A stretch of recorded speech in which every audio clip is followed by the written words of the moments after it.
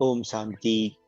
आज की अव्यक्त मुरली 13 अप्रैल सन 1981 से लिया गया है, जिसका शीर्षक है रूहे गुलाब की विशेषता सदा रूहानी वृत्ति।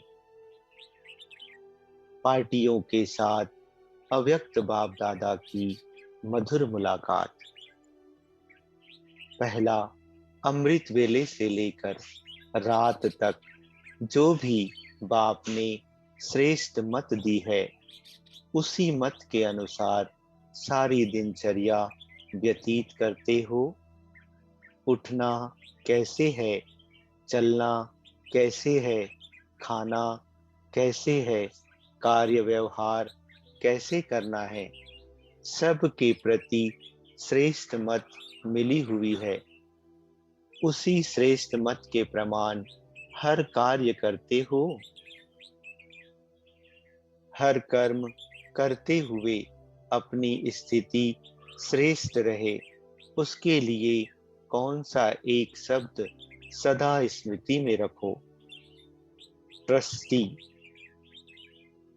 अगर कर्म करते ट्रस्टीपन की स्मृति रहे तो स्थिति श्रेष्ठ बन जाएगी, क्योंकि ट्रस्टी बनकर चलने से सारा ही बोझ बाप पर पड़ जाता है। आप सदा डबल लाइट बन जाते। डबल लाइट होने के कारण हाई जंप दे सकते हो। अगर गृहस्थी समझते तो दुम लग जाता।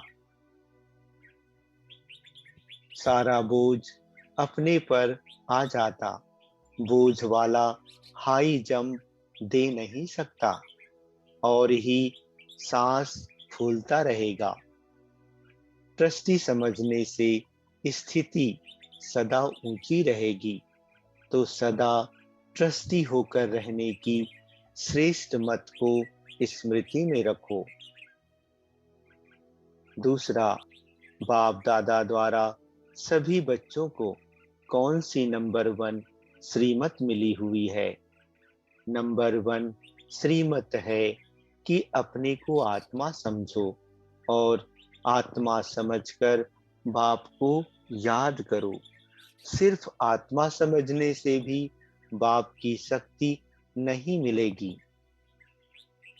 याद ना ठहरने का कारण ही है कि आत्मा समझकर याद नहीं करते हो। आत्मा के बजाय अपने को साधारण शरीरधारी समझकर याद करते हो, इसलिए याद टिकती नहीं। वैसे भी कोई दो चीजों को जब जोड़ा जाता है तो पहले समान बनाते हैं। ऐसे ही आत्मा समझकर याद करो तो सहज हो तो याद सहज हो जाएगी, क्योंकि समान हो गए ना। यह पहली श्रीमत ही प्रैक्टिकल में सदा लाते रहो। यही मुख्य फाउंडेशन है। अगर फाउंडेशन कच्चा होगा तो आगे चढ़ती कला नहीं हो सकती। अभी अभी चढ़ती कला अभी अभी नीचे आ जाएंगे। मकान का भी फाउंडेशन अगर पक्का ना हो तो दरार पड़ जाती है या गिर जाता है। ऐसे ही अगर यह फाउंडेशन मजबूत नहीं तो माया नीचे गिरा देगी।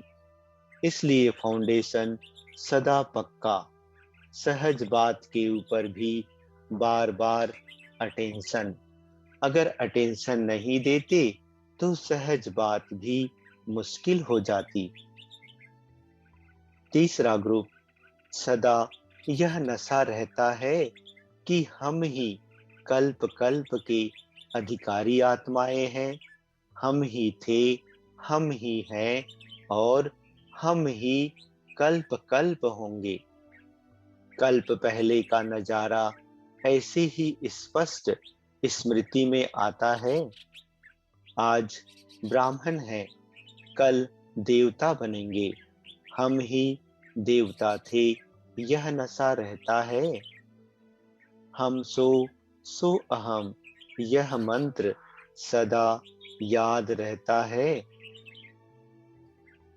इसी एक नशे में रहो तो सदा, जैसे नशे में सब बातें भूल जाती हैं, संसार ही भूल जाता है। ऐसे इसमें रहने से यह पुरानी दुनिया सहज ही भूल जाएगी।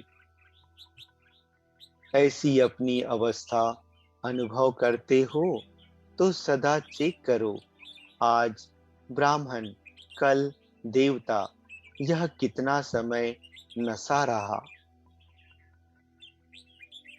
जब व्यवहार में जाते तो भी यह नशा कायम रहता कि हल्का हो जाता है।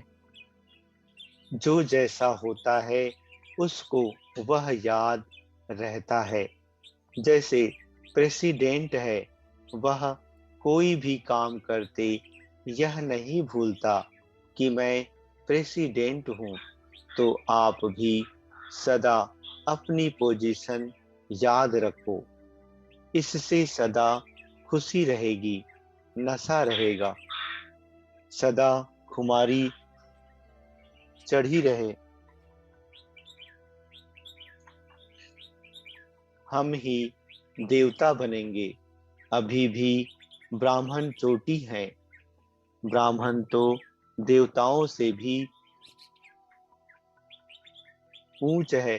इस नशे को माया कितना भी तोड़ने की कोशिश करे, लेकिन तोड़ ना सके। माया आती है, आती तभी है जब अकेला कर देती है, बाप से किनारा करा देती है।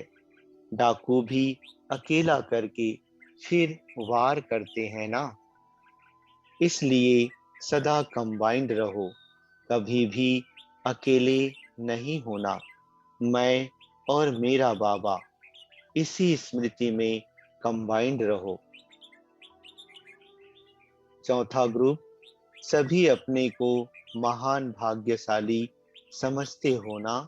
देखो कितना बड़ा भाग्य है जो वरदान भूमि पर वरदानों से झोली भरने के लिए पहुंच गए हो।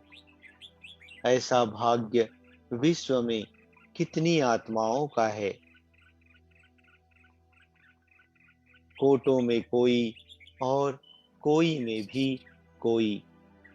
तो यह खुशी सदा रखो कि जो सुनते थे, वर्णन करते थे, कोटों में कोई, कोई में भी कोई आत्मा, वह हम ही है। इतनी खुशी है, सदा इसी खुशी में नाचते रहो। वाह मेरा भाग्य, यही गीत गाते रहो और इसी गीत के साथ खुशी में नाचते रहो। यह गीत गाना तो आता है ना।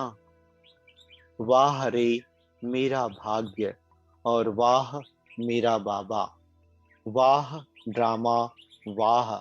यह गीत गाते रहो। बहुत लकी हो, बाप तो सदा हर बच्चे को लवली बच्चा ही कहते हैं। तो लवली भी हो, लकीएस्ट भी हो, कभी अपने को साधारण नहीं समझना, बहुत श्रेष्ठ हो। भगवान आपका बन गया तो और क्या चाहिए। जब बीज को अपना बना दिया तो वृक्ष तो आ ही गया ना। तो सदा इसी खुशी में रहो। आपकी खुशी को देख दूसरे भी खुशी में नाचते रहेंगे।